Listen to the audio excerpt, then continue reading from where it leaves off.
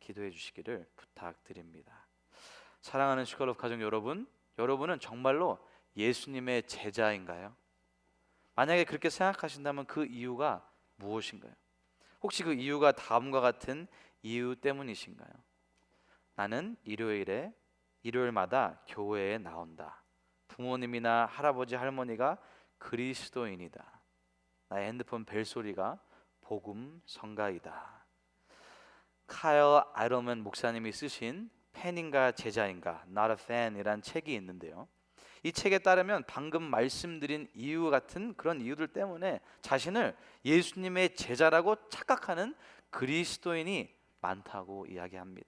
그러나 카일 아이러먼 목사님이 말씀하시는 팬인지 제자인지 제대로 진단하기 위한 질문은 다음과 같습니다. 예수님이 여러 사랑하는 존재들 중에 하나인가요? 아니면 단 하나뿐인 사랑인가요? 여러분은 예수님을 삶 속에서 실제로 따르고 있나요? 여러분은 자신의 힘을 믿나요? 아니면 성령 충만을 구하고 있나요? 여러분은 예수님을 진정으로 인격적으로 알고 있나요? 카일 아이러먼 목사님의 책을 인용하면서 오늘 설교를 시작하는 이유는 우리 모두 오늘 말씀을 들으면서 이 질문에 대답을 해야 되기 때문입니다. 같이 읽겠습니다. 나는 예수님의 팬인가 아니면 예수님의 제자인가?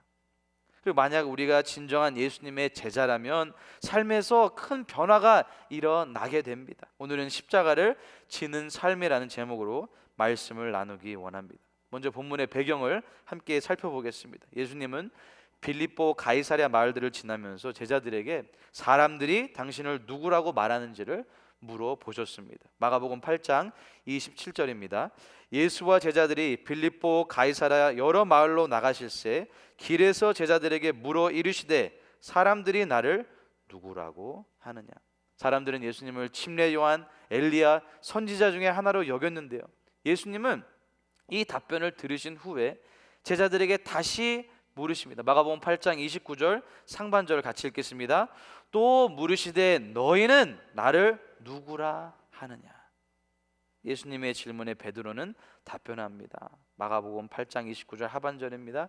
주는 그리스도시니이다. 마태복음에는 조금 더 자세히 기록되어 있는데요, 같이 마태복음 16장 16절을 읽겠습니다.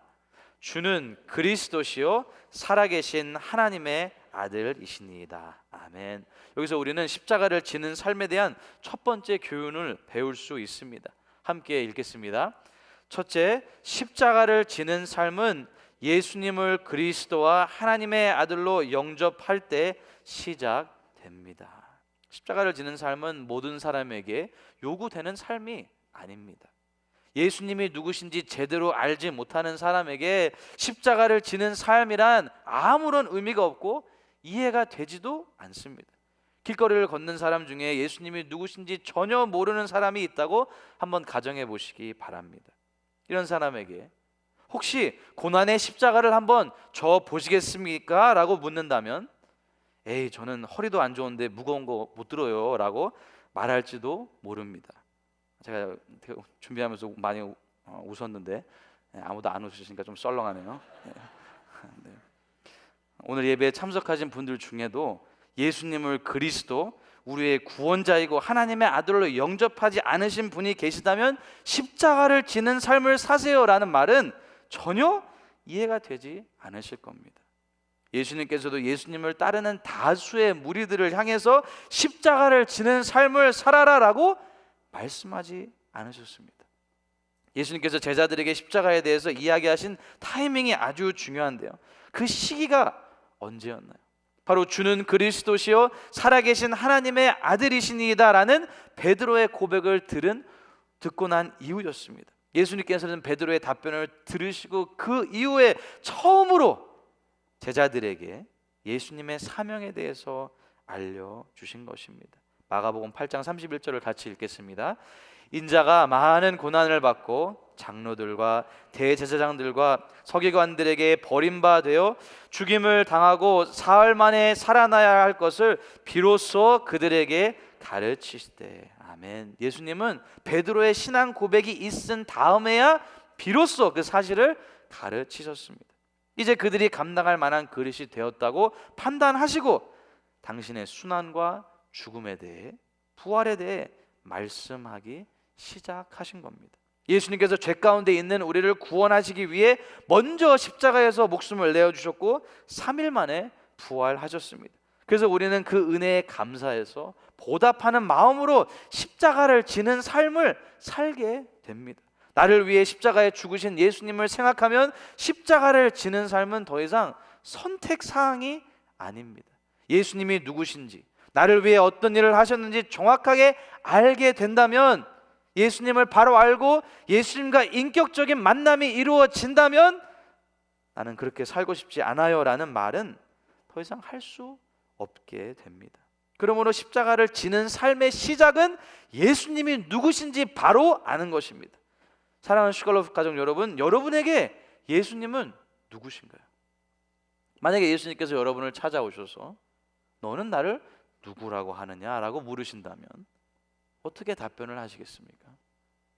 우리가 이 질문에 어떻게 답을 하는지에 따라 우리가 진정으로 예수님의 제자로서의 삶을 살고 있는지, 아니면 예수님을 좋을 때만 따르는 팬에 불과한지가 결정됩니다. Radical이라는 책을 쓴 데이비드 플랫 목사님이 계시는데요, 2010년 12월 23일에 CNN Belief 블og에서 데이비드 플랫 목사님은 다음의 글을 썼습니다. 미국에 살고 있는 그리스도인들은 성경 속에 있는 예수님을 우리가 생각하기 편한 모습으로 변질시키게 됩니다. 이 예수님은 착하고 중산층에 속한 미국식 예수님입니다. 이 예수님은 물질 만능주의를 전혀 상관하지 않으시고 우리가 가진 어떤 것도 달라고 요구하지도 않으십니다. 이 예수님은 우리가 편안한 삶의 방해가 되지 않을 만큼의 묵상만 요구하십니다. 이 예수님은 균형 잡힌 삶을 살라고 말씀하시고 극단적인 결정을 피하기를 원하시고 심지어 위험한 상황은 모두 피하기를 원하십니다. 이 예수님은 평안과 부를 약속하시고 The American Dream, 원대한 꿈을 이루는데 도움을 주십니다. 그런데 오늘 저희가 함께 읽은 본문을 묵상하면요, 예수님께서 말씀하신 제자의 삶은 이러한 모습이 아니라는 것을 쉽게 알 수 있습니다. 예수님께서 말씀하시는 제자의 삶은 편안함과 안락을 보장하는 그런 삶이 아닙니다. 오히려 자신을 부인하고 날마다 자기 십자가를 지고 예수님을 따르는 삶입니다. 우리가 예수님을 따르는 삶을 선택할 때 때로는 희생이 필요하고 세상의 기준과 다른 길을 가야 할 수도 있습니다. 근데 우리가 십자가를 지는 삶을 살아갈 때 그 길 끝에는 부활의 영광이 기다리고 있습니다. 예수님께서 고난을 당하시고 십자가에서 죽으셨지만 3일 만에 부활하셨듯이 우리도 십자가를 지는 삶을 통해 하나님께서 주시는 영광을 경험하게 될 것입니다. 계속해서 본문을 함께 살펴보겠습니다. 예수님께서 사명을 말씀하시는데 그 후에 이해가 되지 않는 행동을 베드로가 합니다. 베드로가 예수님을 붙들고 항변하고 있었던 겁니다.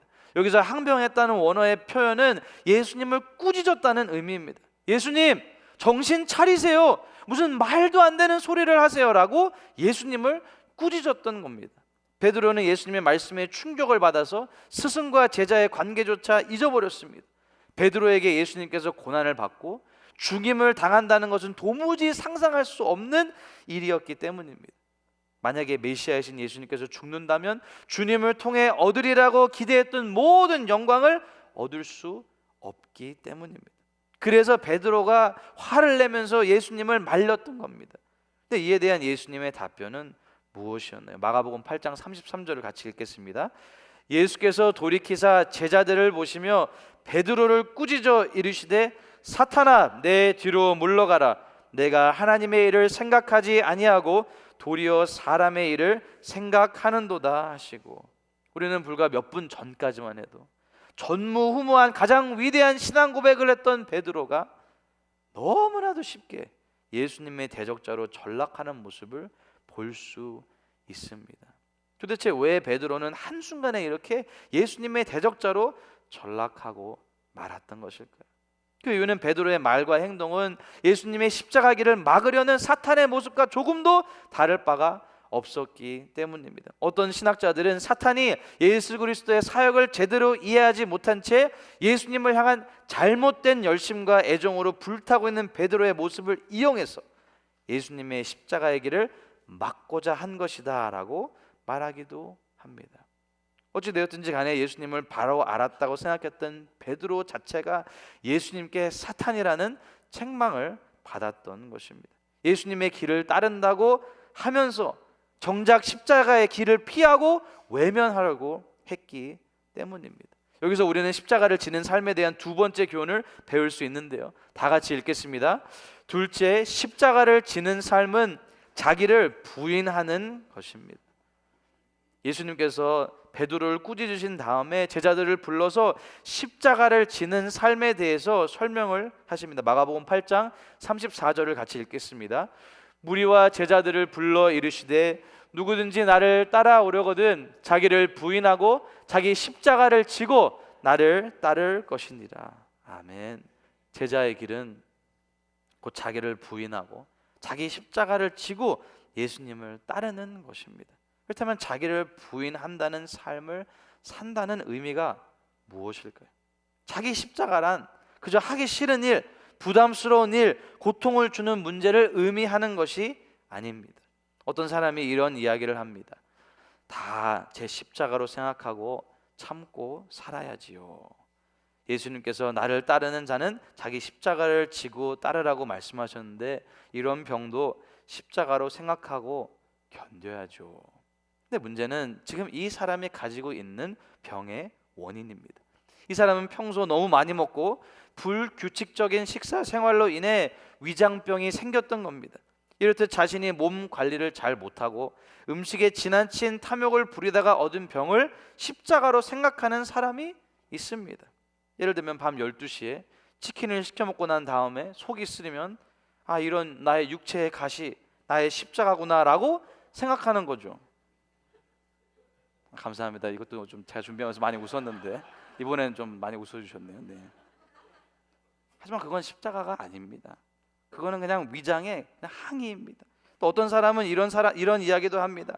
저는 십자가로 생각하고 살아가고 있습니다. 지금의 가난이 한때 방탕하고 사치해서 생긴 것인데 그렇게 해서 생긴 가난을 본인의 십자가로 간주하는 사람입니다. 하나님을 믿는 사람들이 겪는 고난이 다 십자가는 아닙니다. 왜냐하면 자신의 분명한 잘못과 실수로 야기되는 고난도 있기 때문입니다. 그러므로 십자가에는 두 개의 십자가가 있습니다. 같이 읽겠습니다. 착각의 십자가 그리고 복음의 십자가입니다. 착각의 십자가는 고난은 고난이 돼 신앙 때문에 얻게 된 고난이 아니라 인간의 욕심과 죄로 인해서 생긴 고난입니다. 반면 복음의 십자가는 신앙을 버리면 겪지 않아도 될 불이익과 고난이지만 순전히 예수님을 믿기 때문에 맞게 되는 고난입니다. 예수님의 제자가 져야 할 십자가는 착각의 십자가가 아니라 복음의 십자가입니다. 복음을 살아내기 위해서 애를 쓰는 삶에서 견뎌내야 하는 무게가 바로 복음의 십자가인 것입니다. 직장에서, 가정 안에서, 교회 안에서 일어나는 성도님들의 아픔에 대해서 들을 때가 있는데요, 직장 상사 때문에, 고부 관계 때문에, 배우자 때문에, 말을 심하게 하는 집사님 때문에 등등 여러 가지 아픔이 있습니다. 분명 저 사람이 잘못한 상황인데 왜 내가 용서하고 왜 내가 사랑해야 하는지 도무지 이해가 되지 않습니다. 새 계명을 너에게 주노니 서로 사랑하라. 내가 너희를 사랑한 것 같이 서로 사랑하라라고 말씀하시는 주님의 말씀에 순종하는 것은 너무나도 어렵습니다.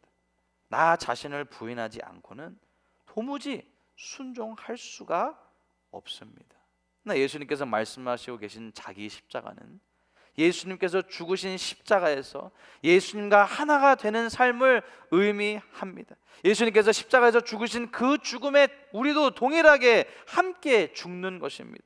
본회포 목사님은 주님께서 나를 따르라고 부르신 것은 나와 함께 죽자고 초청하신 것이다 라고 말했습니다. 내 생각을 십자가에 못 박는 것입니다. 내 한계를 십자가에 못 박는 것입니다. 내 아픔을 십자가에서 못 박는 것입니다.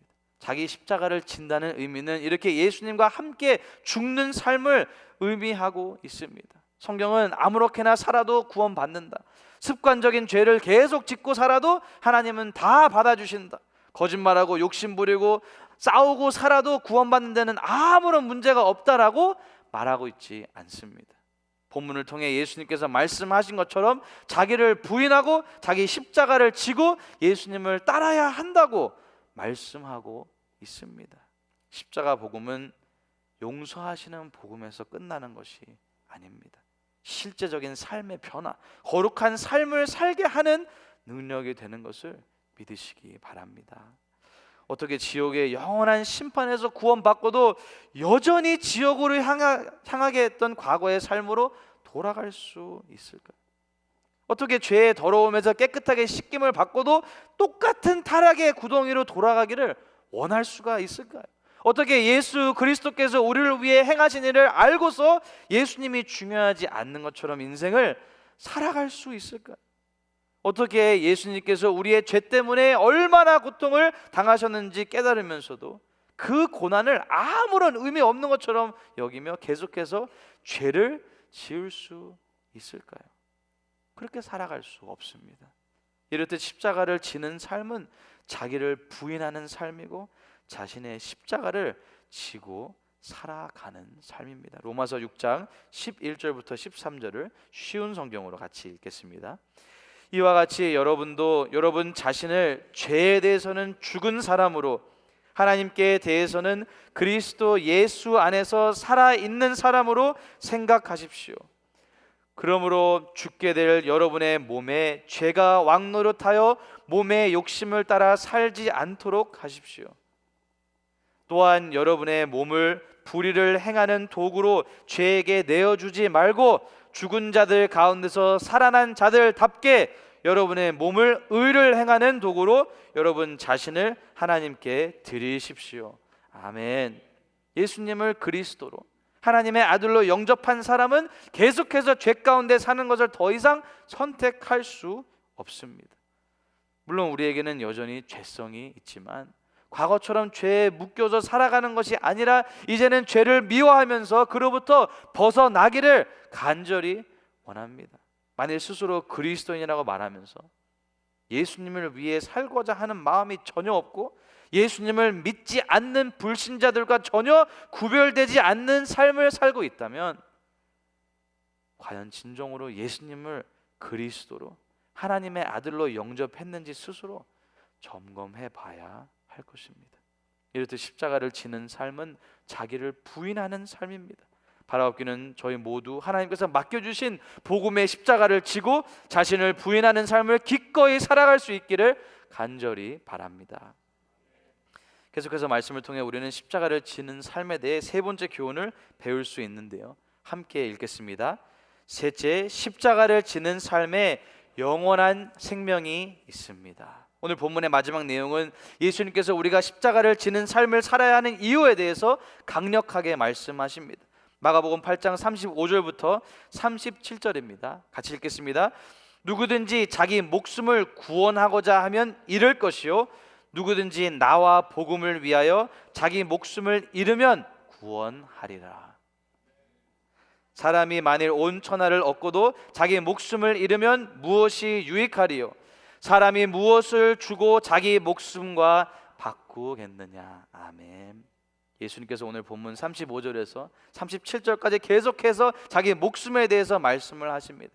자기 목숨을 구원하고자 하면 잃을 것이고 예수님과 복음을 위해 자기 목숨을 잃으면 구원한다라는 말씀입니다. 온 천하를 다 얻고도 자기 목숨을 잃으면 아무런 유익이 없다라고 말씀하시고 목숨과 바꿀 수 있는 것은 아무것도 없다라고 말씀하십니다. 사랑하는 슈컬럽 가정 여러분, 우리가 십자가를 지는 삶은 우리의 목숨과 직접적인 연관이 있음을 기억해야 합니다. 우리가 잘 알고 있는 진리 중에 하나는 바로 이 세상의 삶이 끝날 때 아무것도 가지고 가지 못한다는 사실입니다. 이 세상의 모든 부귀영화를 다 누려봤자 영원한 생명을 얻는 데는 아무런 소용이 없습니다. 어떤 부자 한 사람이 죽어서 천국에 들어가게 되었습니다. 그는 그리스도인들을 위해 아름다운 맨션, 큰 집이 준비되었다는 사실을 알고 천사에게 자기가 거할 집을 보여달라고 했습니다. 천국 안에는 정말 으리으리하고 아름다운 큰 맨션들이, 저택들이 여기저기 많았습니다. 너무 좋은 천국집을 지날 때마다 안달이 난 이 부자는 여기가 자기를 위한 집이 아닌가 하고 천사에게 물었습니다. 근데 이상하게도 그때마다 천사는 아닙니다 라고 고개를 저었습니다. 화려한 저택을 하나 둘 지나가면서 집의 크기가 점점 떨어지게 되자 부자는 초조하기 시작했습니다. 천사님, 저 죄송한데 뭔가 착각하고 오해가 있으신 것 같은데요, 저의 집을 그냥 지나온 거 아닌가요? 그때 천사는 매몰차게 아닙니다 라고 대답했습니다. 마침내 아주 허름하고 금방이라도 쓰러질 것 같은 초가집 앞에 도착했는데 천사는 바로 여기가 당신이 머무를 천국집입니다 하고 말하는 겁니다. 부자가 천국에서 영원토록 거하게 되는 집은 으리으리한 왼쪽에 있는 궁궐이 아니었고요, 오른쪽에 허름한 집이었던 것입니다. 이 말을 들은 부자는 너무 놀라서 정신을 잃을 정도가 되었습니다. 아니, 우리가 지나온 그런 화려한 저택이 제 집이 아니고 왜 이런 초가집이 제 집이 되어야 합니까? 이 질문에 답을 영어로 먼저 말씀드리고 한국말로 말씀드리겠습니다. Well, this is all we could build with what you sent ahead. 지금까지 당신이 땅 위에서 천국에 투자한 것으로는 겨우 이 집밖에 지을 수가 없었습니다. 물론 재미있는 이야기지만 우리가 영원한 삶에 대해서 다시 한번 생각하게 되는 귀한 이야기입니다. 그렇다면 어떻게 십자가를 지는 삶을 살 수 있을까요? 다 같이 답을 읽겠습니다. 십자가를 지는 삶은 예수님을 사랑하기 때문에 가능합니다. 주님을 사랑하기 때문에, 주님이 말씀하셨기 때문에 십자가를 지는 삶을 살아갈 수 있는 것입니다.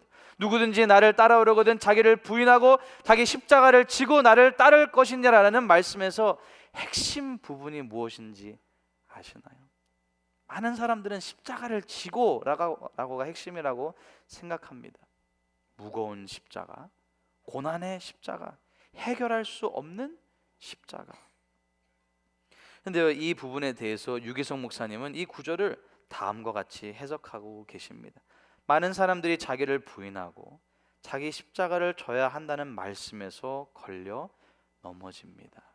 진정한 의미를 알지 못하기 때문입니다. 이 말씀의 핵심은 주님을 따르는 것입니다. 사랑하는 슈칼러브 가족 여러분, 재산도 버리고 기쁨도 버리고 가정도 버리고 심지어 생명도 버려야 주님을 따르게 되는 것이 아닙니다. 주님과 사랑에 빠지게 되니 이제 더 이상 재산이나 성공에 매이지 않고 생명도 조금도 아깝지 않게 되는 것입니다. 예수님이 너무나도 사랑스럽고 예수님을 너무나도 사랑하기 때문에 주님을 따라가는 삶이 자기를 부인하는 삶을 살게 되는 것입니다. 내가 주님을 사랑해서 주님을 따라가는 것입니다. 예수님께서 부활하신 이후에 베드로를 다시 부르시는데요, 베드로에게 나타나셔서 베드로, 너는 너의 십자가를 지고 나를 따르라 라고 바로 말씀하지 않으십니다. 제가 어제 새벽 예배 때 말씀을 나눴는데요, 예수님께서는 베드로를 회복시키시고 그에게 사명을 주시는데요, 그 방법은 다음의 질문이었습니다. 요한의 아들 시몬아, 내가 나를 사랑하느냐? 저는 예수님께서 오늘 우리에게 동일한 질문을 물어보신다고 믿습니다. 아무개의 아들, 아무개의 딸, 내가 나를 사랑하느냐? 내가 나를 사랑하느냐? 십자가를 지는 삶이 어렵게 느껴지고 무겁다고 느껴지고 내 힘으로 도저히 감당할 수 없다고 느껴지신다면 먼저 주님의 이 질문에 답을 했는지 생각해 봐야 합니다. 내가 나를 사랑하느냐? 만약에 우리가 예수님의 질문에 네 주님, 제가 주님을 사랑하는 것을 주님께서 아십니다 라고 답변할 수 있다면 그때부터 진정으로 예수님을 따르는 제자의 삶이 시작될 것입니다. 십자가를 지는 삶을 기꺼이 살게 될 것입니다. 억지로가 아니라 기꺼이 살게 됩니다. 불평 불만으로가 아니라 감사함으로 살게 됩니다. 슬픔이 아니라 기쁨으로 살게 됩니다. 왜 그런가요? 주님을 사랑하는 삶이, 주님과 동행하는 삶이 이 세상에서 가장 복된 삶이기 때문입니다. 지금 슈갈로프 교회에서 너무 행복한 목회를 하고 있지만, 사실 저도 그동안 목회자의 길을 걸어오면서 힘든 순간들이 많이 있었습니다. 목회자가 아닌 그냥 평범한 직장인으로서, 가장으로서 살면 어떤 인생을 살았을까 고민되었던 순간들도 있었습니다. 근데 그때마다 들려오는 주님의 음성이 있습니다. 장대야, 내가 나를 사랑하느냐? 내가 나를 사랑하느냐? 그 질문에 저의 답은 항상 네, 주님, 제가 주님을 사랑하는 것을 주님께서 아십니다 였습니다. 그래서 아무리 지치고 아무리 힘들더라도 주님을 사랑하는 마음은 부정할 수가 없었고, 주님을 사랑하는 그 마음 때문에, 그 마음이 다시 한번 저를 소명의 자리로, 사명의 자리로 다시 한번 일으켜 세워주셨습니다. 사랑하는 슈칼로프 가족 여러분, 여러분도 복음의 십자가를 지다가 지치고 넘어질 때 예수님의 이 질문을 떠올리시기 바랍니다. 내가 나를 사랑하느냐? 내가 정말 나를 사랑하느냐? 그렇다면 너의 십자가를 지고 나를 따라오거라. 이렇게 말씀하시는 예수님의 음성을 들으시는 저와 여러분이 되기를 간절히 바랍니다. 사랑하는 슈칼로프 가족 여러분, 우리 주님께서는 오늘도 십자가를 지는 삶의 자리로 우리 모두를 초청하십니다. 오늘 우리는 예수님께서 우리에게 요구하신 십자가를 지는 삶에 대해서 나누었는데요, 십자가를 지는 삶은 자기를 부인하는 삶이며 주님의 말씀에 순종하며 살아가는 삶입니다.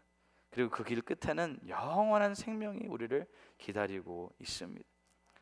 십자가를 지는 삶은 절대로 쉽지 않습니다. 때로는 억울함을 견뎌야 하고, 때로는 내 뜻과는 다른 길을 선택해야 하고, 때로는 아픔과 눈물을 동반하기도 합니다. 사랑하는 슈칼로프 가족 여러분, 우리가 지고 가는 그 십자가는 결코 우리 혼자서 지는 것이 아닙니다. 예수님은 우리가 홀로 무거운 십자가를 지고 가도록 내버려 두지 않으시고, 주님께서는 우리와 함께 그 짐을, 그 십자가를 지고 가시는 분인 줄을 믿으시기 바랍니다. 사랑하는 여러분, 지금 혹시 여러분의 삶 속에서 감당하기 어려운 십자가가 있으신가요? 죄와의 싸움에서 낙심하셨나요? 가족과의 관계에서 상처받고 지치셨나요? 사명자의 길을 걸어가면서 끝이 보이지 않아 포기하고 싶은 마음이 드시나요? 바로 없기는 다시 한번 십자가를 바라보는 저와 여러분이 되기를 간절히 바랍니다. 십자가에서 모든 고통과 슬픔을 견디신 예수님을 바라보십시오. 그리고 주님을 의지하며 믿음으로 한 걸음 더 내디디시기를 간절히 바랍니다. 우리가 작은 순종과 헌신을 통해 예수님께서는 놀라운 구원의 역사와 영원한 생명의 기쁨을 허락하실 것입니다. 우리 예수님께서는 오늘 말씀하십니다. 나를 따라오려거든 자기를 부인하고 자기 십자가를 지고 나를 따를 것이니라. 아멘. 이 부르심에 기꺼이 적극적으로 응답하여서 주님과 함께 십자가를 지고 걸어가는 저와 여러분의 인생이 되기를 예수님의 이름으로 간절히 축복